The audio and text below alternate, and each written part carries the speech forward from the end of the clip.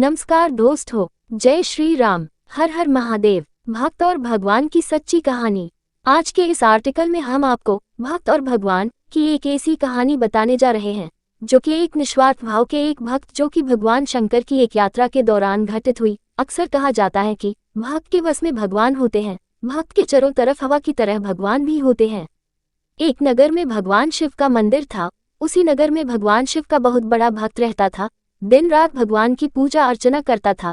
दिन भर उसके मुंह पर एक ही नाम रहता था, वो भी भगवान शिव जी का। सुबह उठने से लेकर रात को सोने तक केवल ओम नमः शिवाय का ही जप करता था। सुबह उठकर सबसे पहले शुद्ध जल लेकर भगवान शिव को स्नान कराता, उनकी पूजा पाठ करता, फिर अपना काम शुरू करता था। हर सोमवार को शिव जी का व्रत करता था। वह आदमी अपनी हर कठिनाइयों में भगवान शिव जी को याद करता था और अपनी सारी परेशानी भगवान पर छोड़ देता था, और भगवान शिवजी भी उसकी किसी न किसी रूप में हमेशा मदद करने आ ही जाते थे। भगवान शिवजी भी उसकी निस्वार्थ भक्ति से प्रसन्न थे।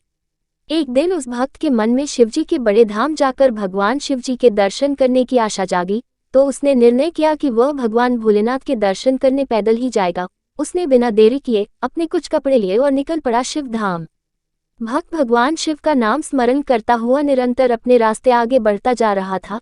चलते चलते थक जाता तो किसी पेड़ की छांव में थोड़ी देर विश्राम कर लेता और फिर चलने लगता। उसे भूख और प्यास लगती तो रास्ते में कुछ फल खा लेता और नदी या तालाब मिलने पर पानी पी लेता था।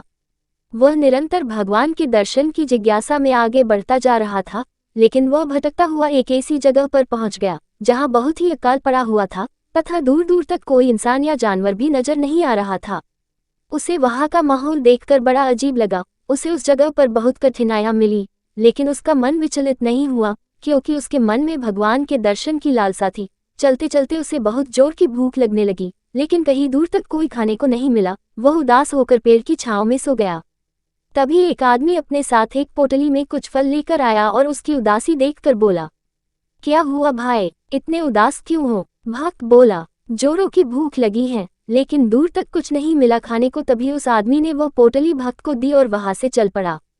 भक्त ने पोटली के सारे फल खा लिए और फिर चल पड़ा, लेकिन ये भी नहीं सोचा कि इतने सुनसान जगह पर कोई आदमी नहीं दिखाई दे रहा था।